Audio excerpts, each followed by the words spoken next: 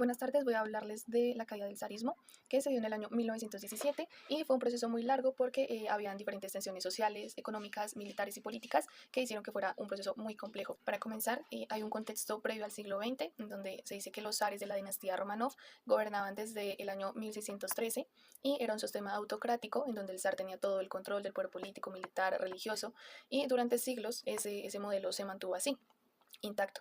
Sin embargo, ya en el siglo XIX comenzó a mostrar señales de agotamiento porque esas estructuras sociales eran desiguales. También había una economía atrasada y había una presión por el tema de las reformas, ya que en el siglo XIX el zar Alejandro II implementó algunas reformas que, digamos que como el tema de la emancipación de los siervos, pues se dio, pero no resolvieron desigualdades económicas y sociales en su momento. Entonces, esto por un lado.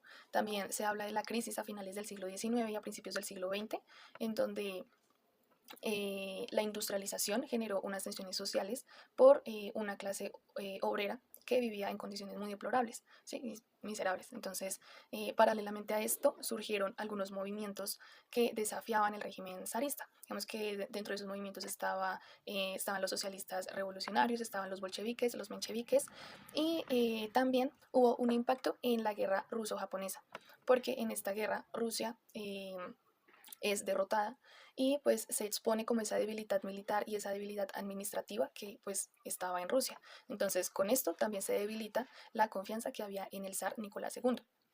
Esta guerra también agravó aún más esa crisis económica, hubo inflación y había escasez de alimentos. Ya otro tema importante es el Domingo Sangriento, que se dio en 1905, específicamente el 9 de enero, en donde miles de trabajadores y familias salen marchando pacíficamente y salen pues con la intención de entregar una petición al zar.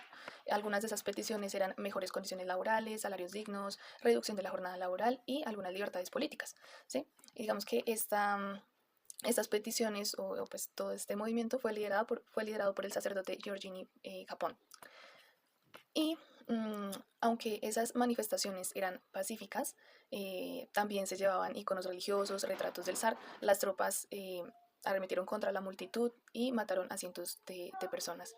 Entonces la figura del zar ahí quedó muy desacreditada y con esto pues también se desataron otras huelgas y protestas que fueron conocidas como la Revolución de 1905. Digamos que dentro de esas consecuencias, Nicolás II promulgó el Manifiesto de Octubre, en donde se prometía la creación de una Duma, que era un parlamento, y también se prometían ciertas libertades políticas, que pues no se dieron de la forma adecuada porque eran muy limitadas y había mucho control, entonces hubo mucha insatisfacción por parte de diferentes sectores.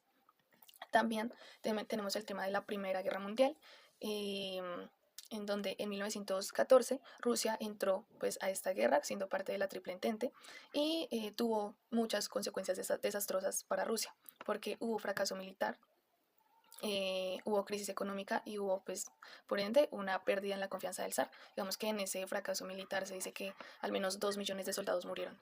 Entonces, frente a esto, Nicolás II decide en el año 1915 asumir el mando del ejército y deja en el gobierno a su esposa, Zarina Alejandra.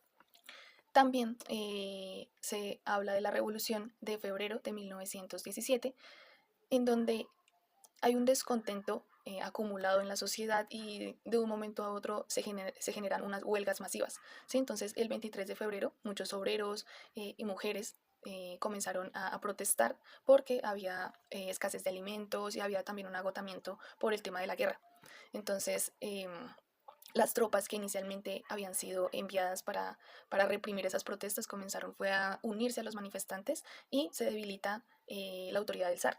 Entonces hay un colapso en el gobierno. Y el 2 de marzo de 1917, Nicolás II lo que hace es abdicar y pues su hermano, el gran duque Miguel, también rechaza seguir con la dinastía Romanov y el zarismo. Entonces ahí es donde se da esa caída. También tenemos un legado político, social y cultural, en donde en la parte política hay una falta de experiencia democrática durante el zarismo y eso dificulta la consolidación de un gobierno representativo. En el legado social se tiene que hay desigualdades y tensiones sociales que son fomentadas pues bajo el régimen zarista, pero son o siguen siendo una fuente de conflicto durante el régimen soviético. Y en la parte cultural, el zarismo deja un legado arquitectónico y artístico, digamos el Palacio de Invierno y la Catedral de San Vicilio. También tenemos escritores como Tolstoy y Dostoyevsky que retrataron esas contradicciones que habían sido problemáticas del sistema zarista y dejan un legado de literatura universal. Ya como conclusión tenemos que la caída del zarismo fue el resultado de un largo proceso de tensiones acumuladas y de eventos traumáticos como el Domingo Sangriento y la Primera Guerra Mundial. También, aunque la Revolución de Febrero puso fin a esa autocracia, hay problemas, o bueno, hubo problemas estructurales de Rusia que no se resolvieron y por eso se llevó a la Revolución de Octubre y una consolidación del régimen soviético.